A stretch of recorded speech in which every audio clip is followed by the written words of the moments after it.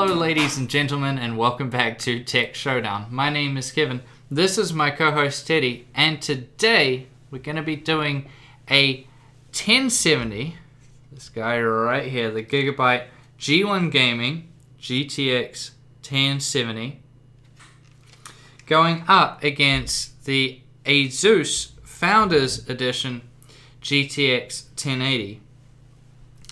Now, I would have ideally liked this to be a Founders Edition versus Founders Edition, but if you watch my last video, I'll explain to you that my Founders Edition 1070 actually broke. So Playtech couldn't get me another one to do for this video, and I'm on a bit of a schedule now because of the RX480. So we're just going to have to use this non-reference G1 Gaming.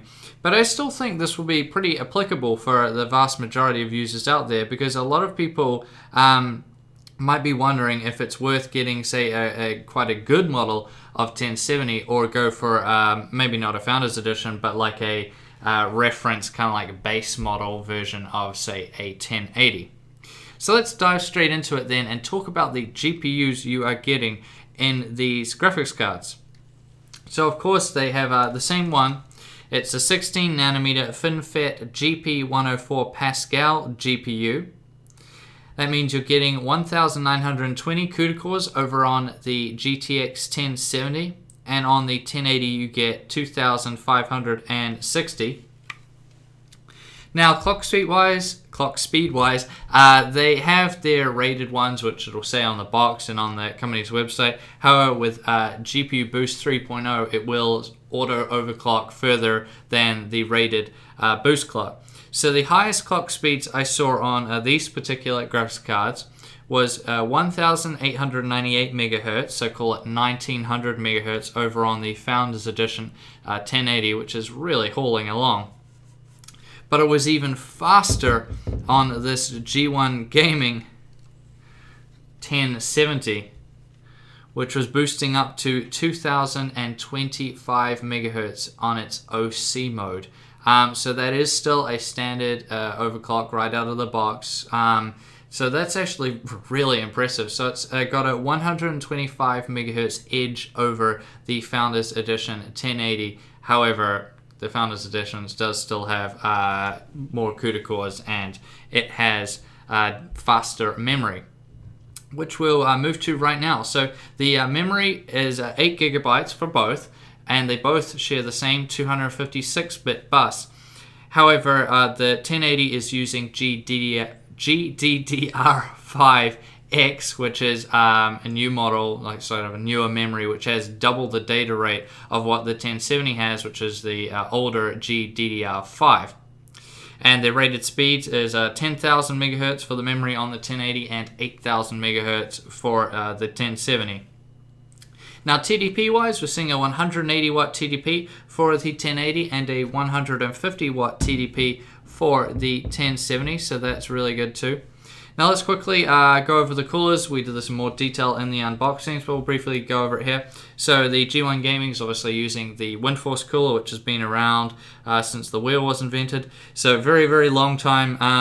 It's a really solid cooler though. They have the new unique fan blade design, which they didn't used to have in the older days, and this was a good improvement. Better cooling performance and less noise, so that's always really good.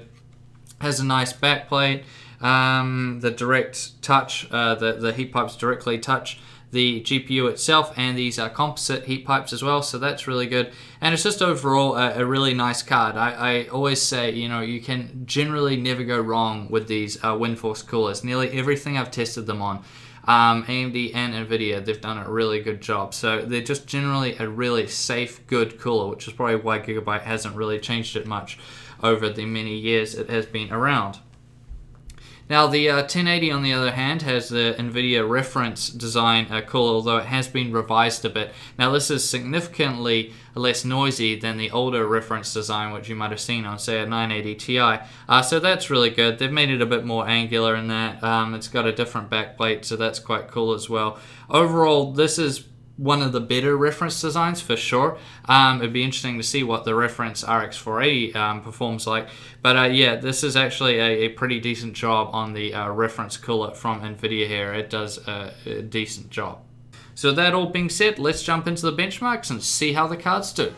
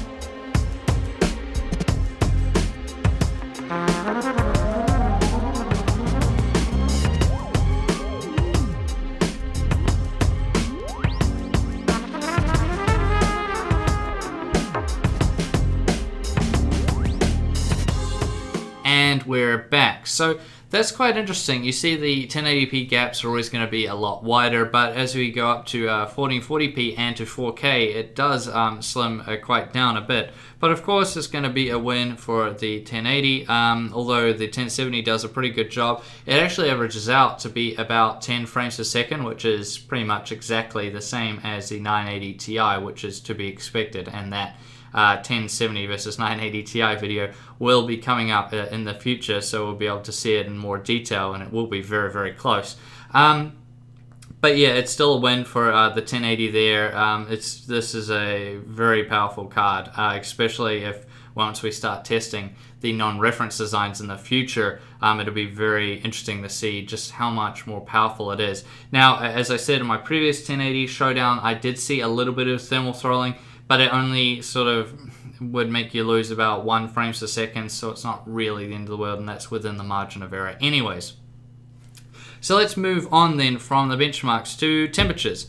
Now this one might be a little bit unfair because obviously this is a non-reference design with a much larger cooler and triple fans than the reference design, but we thought we'd do it anyways. And of course the 1070 itself will run cooler. Even when I was testing the Founders Edition 1070 before it broke, it was hovering kind of around the 78-79 degree mark, whereas the 1080 Founders would like to hover around, with the thermal limit disabled that is, it would like to hover over like 85ish, sometimes 86, sometimes 84. So there's a bit of a difference there. It was about like 6 degrees cooler on the Founders 1070, but we'll see how this G1 Gaming 1070 does. So the temperatures were taken during the Unigen Valley benchmark on the Extreme HD preset. The Founders Edition 1080 went up to 82 degrees Celsius, which is its thermal limit, at 55% fan speed, because I did the test with the thermal limit on, just like it would be out of the box. And the G1 Gaming, on the other hand, went up to 62 degrees Celsius at 41% fan speed.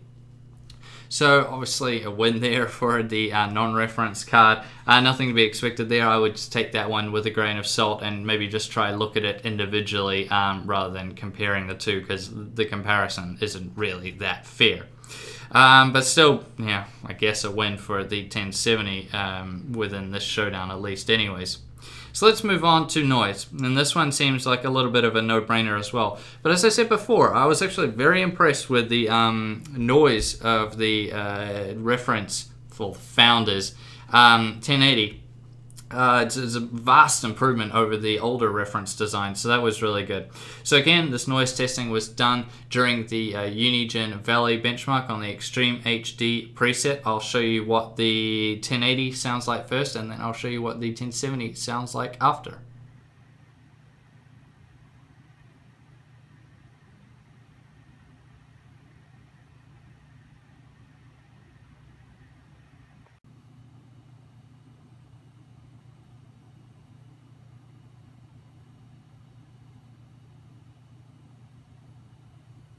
So obviously another win there for the 1070. Nothing surprising, being this is a non-reference design, but this is particularly quiet. Honestly, this is definitely one of the most quiet graphics cards I've ever tested.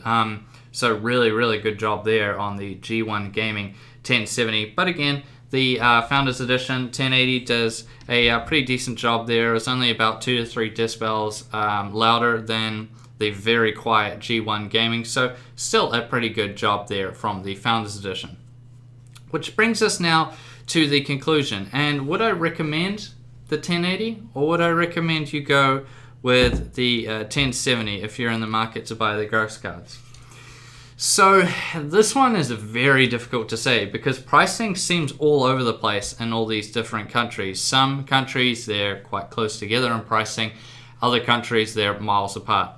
So this one is going to be very specific depending on where in the world you live and what these cards are selling for in your country.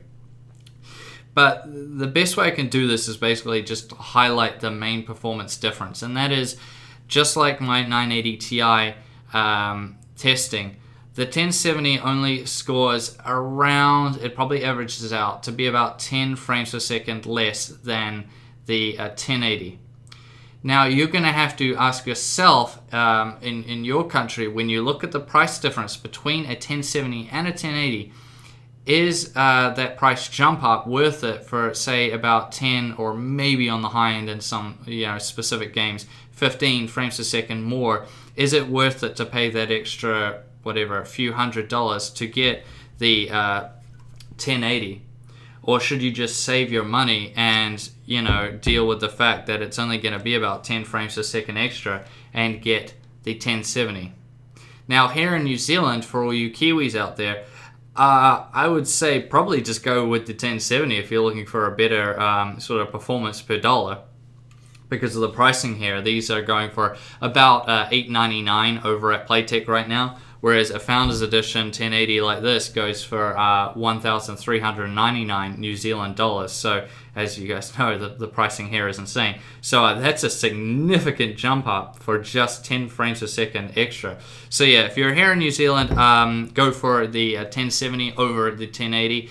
But for you people outside of New Zealand, yeah, you're really going to have to look at the pricing, and then you're just going to have to think about it yourself, which one is going to be worth it. And if you're playing just on a 1080p 60 hertz panel, then the 1070 will already be quite overkill for that. But yeah, just definitely go for the 1070. So that's how I would basically round it out for you guys.